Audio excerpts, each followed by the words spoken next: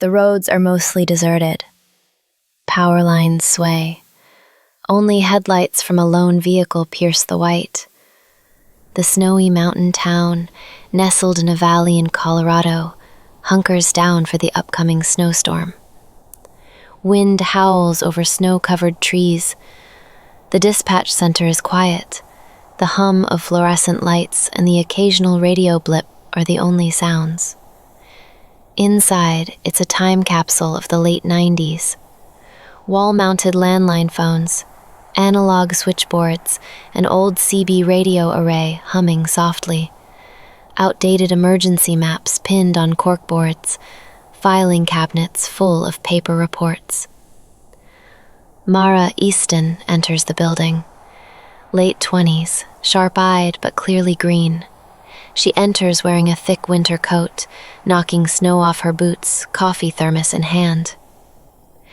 As she walks to her desk, taking off her coat, she smiles at her supervisor, Deputy Hal Brenner, 50s, gruff and tired.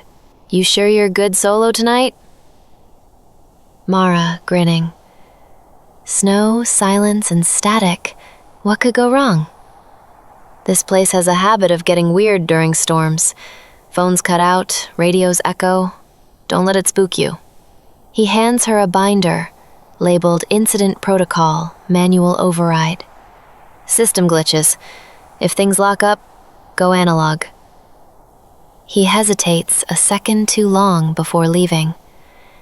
That hint of, "There's more I'm not saying." As the door closes behind him, Mara is alone.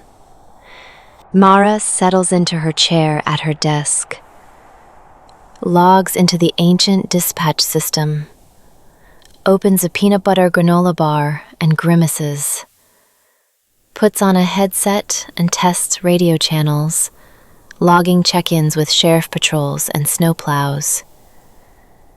She immediately starts tapping the console absent-mindedly. The red call-in light is unblinking. Her eyes shift to the security cameras for the building.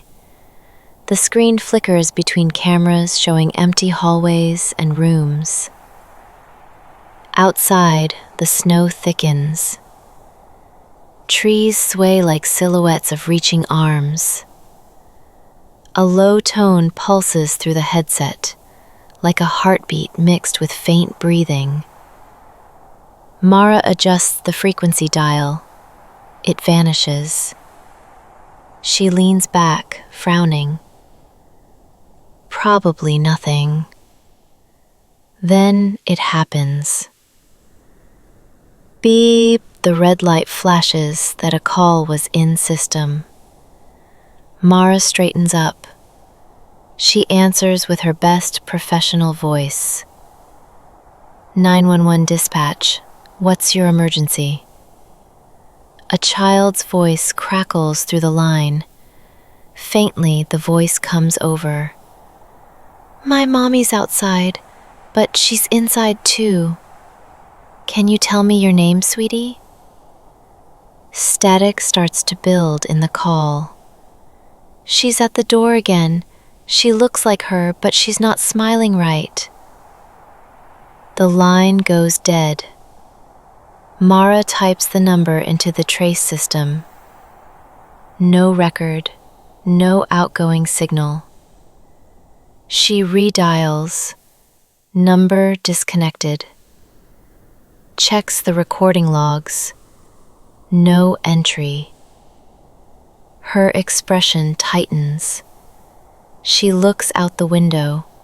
Snow swirling. Nothing but white. She tells herself it's a prank, but her fingers hover over the headset like she's afraid to touch it again. The radio clicks on by itself. No call light, just a quiet breathing sound. Then a faint whisper, "Don't leave the desk." It sounded just like Mara's voice. The storm is now in full force. Snow slaps against the windows in violent bursts. The fluorescent lights flicker every so often, like the building itself is reacting to something unseen. Mara sits hunched forward at her desk, eyes glued to the monitors. She's been replaying the child's voice in her mind. The dispatch lines are quiet, too quiet. Mara puts on her headset again, scans channels. She tries to call a local unit. No answer. Static. Dead air. Even the usually chatty snowplow team isn't responding. She double-checks the system. Everything appears functional, but no incoming or outgoing signals are registering on the logs. Suddenly, beep, red light flashes. 911 dispatch, what's your emergency? My wife is at the door, but she's been gone 6 years. Calm and distant. Mara blinking. Gone where, sir? She died. Cancer. But she's here now, asking to come in, smiling like she used to, but her eyes are glassy. Sir, are you alone in the house? No, she came in. Click. Line drops. Mara immediately checks call trace. Again, no number registered. She begins writing everything down by hand in the notebook Deputy Hal left her. She doesn't get time to think, let alone investigate further, as calls start to flood in. A panicked voice sobbing, "My son says he's me. He has my face, but younger. He says I don't belong here anymore." Jealousy, whispering, "The mirrors won't stop showing someone else. I don't know who I am anymore." Addis, a man, calmly stating, "My dog started talking in my wife's voice. Says she wants back inside." Each voice is slightly distorted, unsettlingly similar in tone, almost rehearsed. Mara starts recording the audio onto her phone in secret, but when she plays it back, the audio is blank, just static. Each call is the same, a few sentences about someone that shouldn't be there and then disconnects. No phone ID, nothing on the recorder. As she is staring at the logs, trying to figure out, she doesn't notice several instances happening in the building. The security monitor briefly glitches. One of the hallway feeds shows Mara sitting at her desk, even staring at the security feed, even though she is actually reviewing the call logs. A calendar on the wall changes dates, flickers between August, January, March, then back to current day. The clock above her ticks normally, then suddenly reverses for 6 seconds before correcting. Mara pushes back from the console, head in her hands. Her breathing is tight, controlled, but her eyes dart to the corners of the room. There's a growing hum in the silence, a pressure in the air that feels like it's watching her. She removes her headset slowly, listening. Nothing. No wind, no distant cars, no creaking from the vents, just static silence. A kind of silence that seems to vibrate beneath the skin. She walks out of the dispatch room, her boots crunching against coarse salt crystals scattered in the halls to keep moisture off the tile. Her footsteps echo back unnaturally, as if the building is deeper than it should be. She rounds a corner, sees the break room door slightly ajar. The motion sensor lights inside are off. She pushes the door open. Dim light from a flickering soda machine casts strange shadows across the room. She steps inside. There's a microwave on the counter. She walks toward it to heat her coffee again, then stops. In the microwave door's reflection, her face looks back at her, but the timing is off. The reflection's eyes blink a moment late, the head tilts the wrong way. She freezes, breath caught. The reflection smiles. Mara whips around. No one is behind her, just the humming machine. She opens the microwave door, breaking the reflection, then shuts it again. When it closes, the reflection is normal once more. Back in the hallway, she walks by the bulletin board, notices a wall calendar from the sheriff's department. Blinks. It now says January 2023, March 1996, then flickers back to August 2025. She backs away. Confused, consoling herself it's just the storm and the weird calls getting to her. A laminated fire evacuation map next to it peels off the wall by itself, like something breathed behind it. She returns to her desk and glances at the security monitor wall. The feeds scroll through empty corridors, storage rooms, and the generator bay. One feed, camera 3, main hall, shows her walking the hall she was just in. But she never walked past that camera. It's her, but not her. A frame or two out of sync, not following her real movements. Then it cuts to camera 6, dispatch room.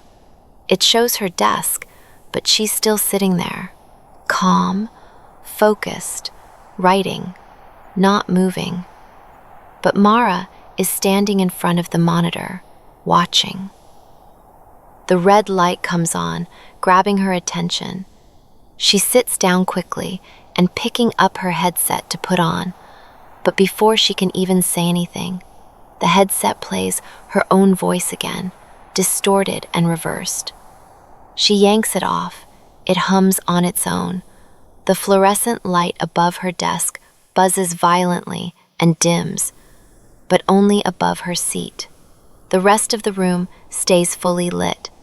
The CB radio behind her clicks. A whisper snakes out of it, rasping, "Sit back down." She stands, frozen. The window next to her desk fogs over from the inside. Slowly, almost lovingly, a handprint forms on the glass. But the print is too large. Long fingers, slightly off angle. A second one appears, then a third. She backs away, toward the CB unit.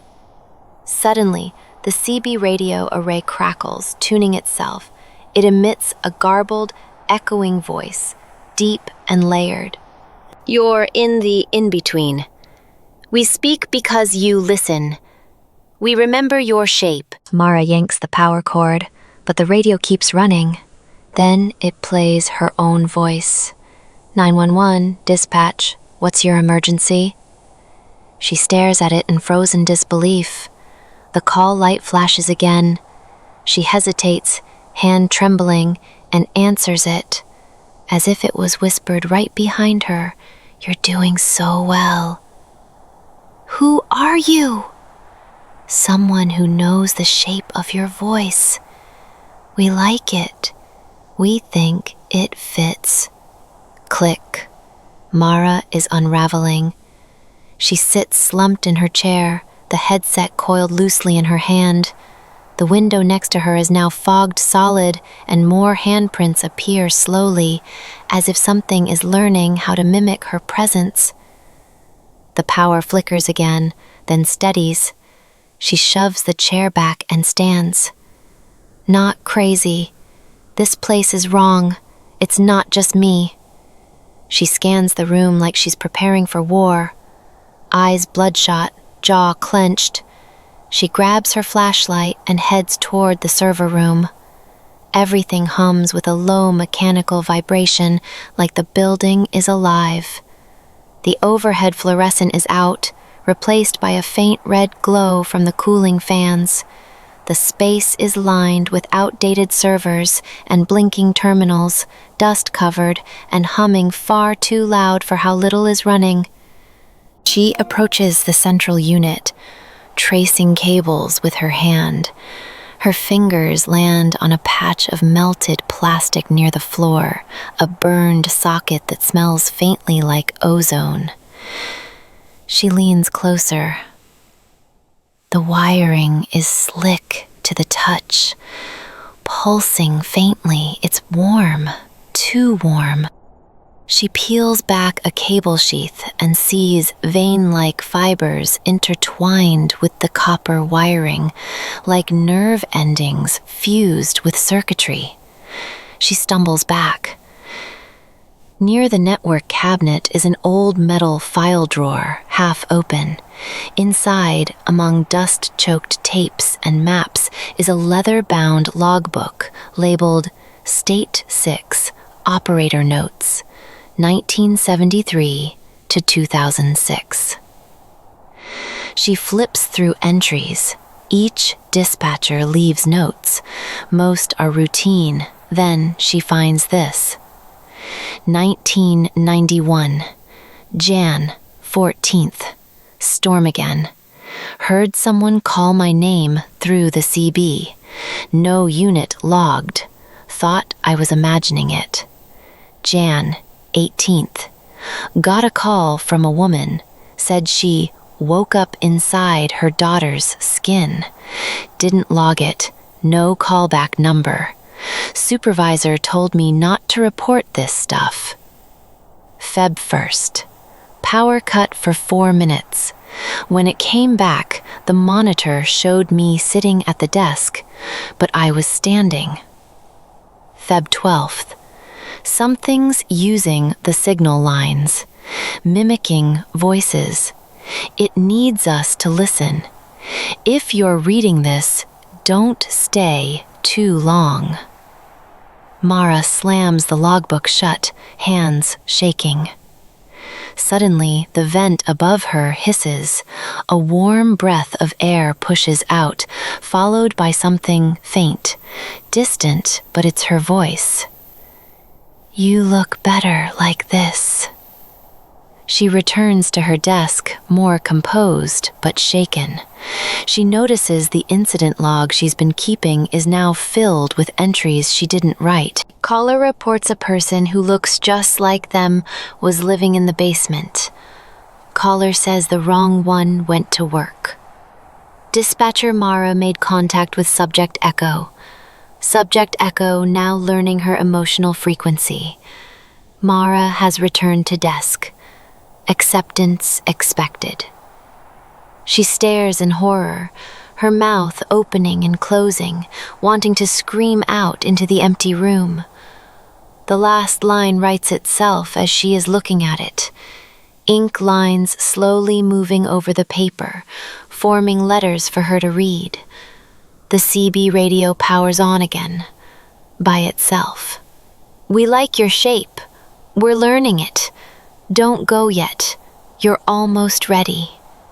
On the security monitors, one feed shows her walking out the back door, coat on, but she hasn't moved.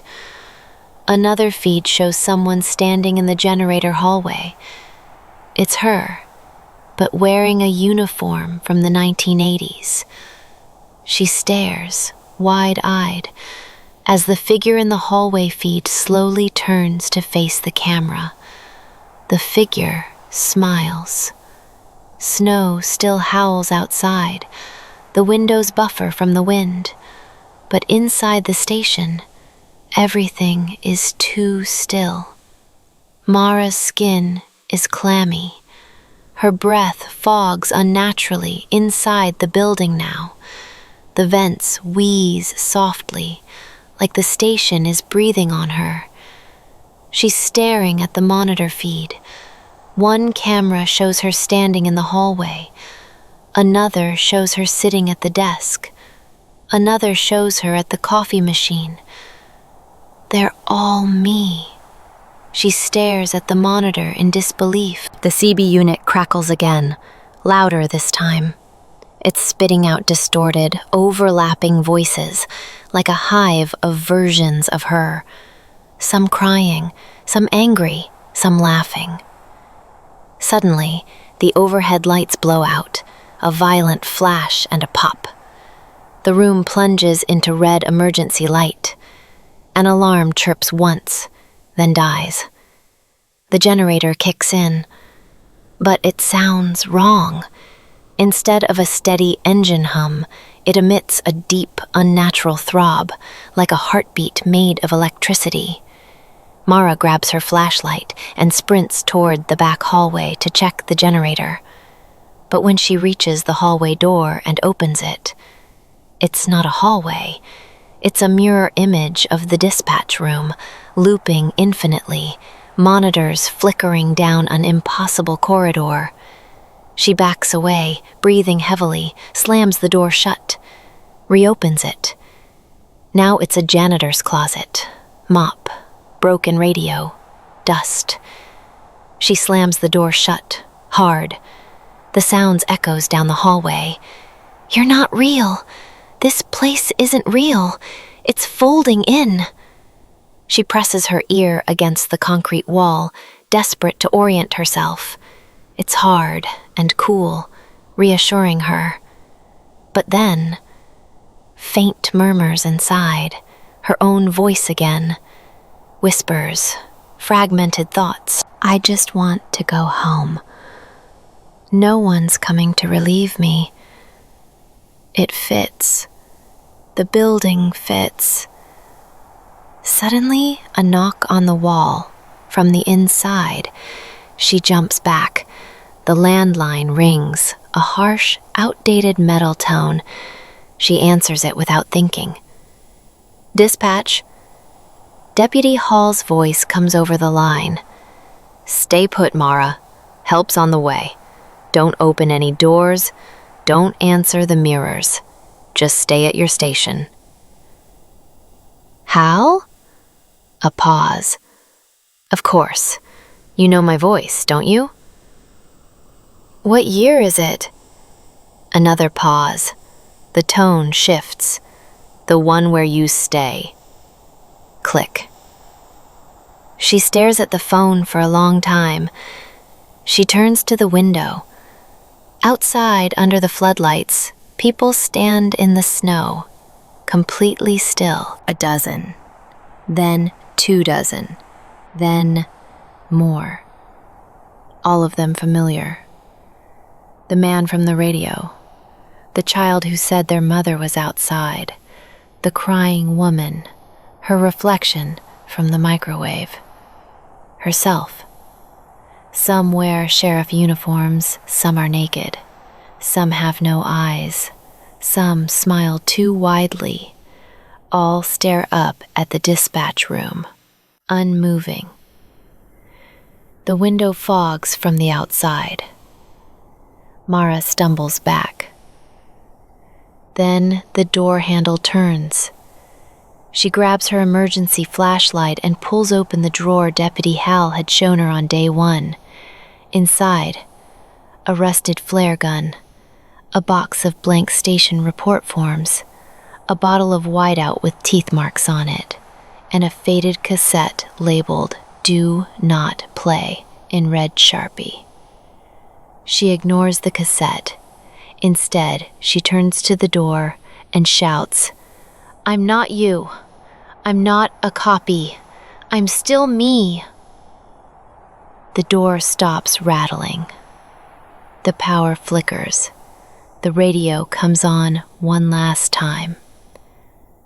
"You fit better than the last one." Then everything stops. The power hums back to life. The lights return. The cameras stabilize. The snow outside lightens. Mara turns around slowly and sees herself sitting calmly at the desk, headset on, logging calls like nothing happened. The other Mara looks up, smiles. The storm has broken. Muted orange light creeps through the high windows of Station 6. Snow lies deep and heavy outside, untouched. The dispatch center looks normal again. No red emergency lights, no flickering monitors, no distorted voices, just the faint buzz of power, the click of keys, the familiar hum of a functional analog space. Mara is back at her desk, headset on, composed, typing something into the log system too calmly. A pickup truck pulls into the lot. The tires crunch snow and ice.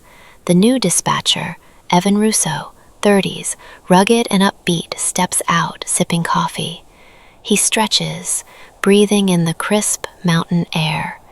He walks toward the station, adjusting his radio. Morning check-in, just arriving at Station 6. Looks like someone's already here. No reply. Evan walks in. The lights are on, coffee's brewing. Everything looks clean, too clean. He steps into the main room. Mara is at the desk, headset on, not speaking, just smiling, too still, too symmetrical. Pleasantly, "You're early." Evan smirking. "You sleep here or something?" She doesn't answer that. Cheerful and robotic cadence. "Coffee's fresh. I logged all the night calls." Evan squints. "You sound different. You all right?" Still smiling. Better than ever. She gestures to the headset on the backup console. "They've been calling for you too." Evan stares at her, slight frown. He glances at the security monitors. One of them briefly flickers and shows Mara standing outside in the snow. Then it returns to normal. He doesn't notice. As Evan unpacks gear in the server room, we hear Mara's voice over the intercom. "Dispatch log update. New personnel accepted. Signal stability improved. Familiar shape retained." Evan drops his screwdriver, startled, looks around. Mara sits at her desk, alone, not blinking, not breathing, just watching the monitors, headset on. A faint voice comes through, an exact copy of Evan's voice. "Hey, I think there's something wrong with the mirrors in the locker room." Her smile returns, bigger. She clicks the logbook, begins writing. Camera 7 flickers onto the security screen. It shows the real Mara, screaming silently from a static-filled room, trapped behind the glass. Still clawing at the console, still trying to get out. Not every voice that answers is still yours. If you made it to the end of tonight's dispatch, then maybe you heard what the others couldn't. If this story unsettled you, even just a little, consider giving it a like. It helps more people find these dark corners we're exploring. Leave a comment below. What do you think really happened to Mara? Was it the signal, the station, or something older watching through the wires?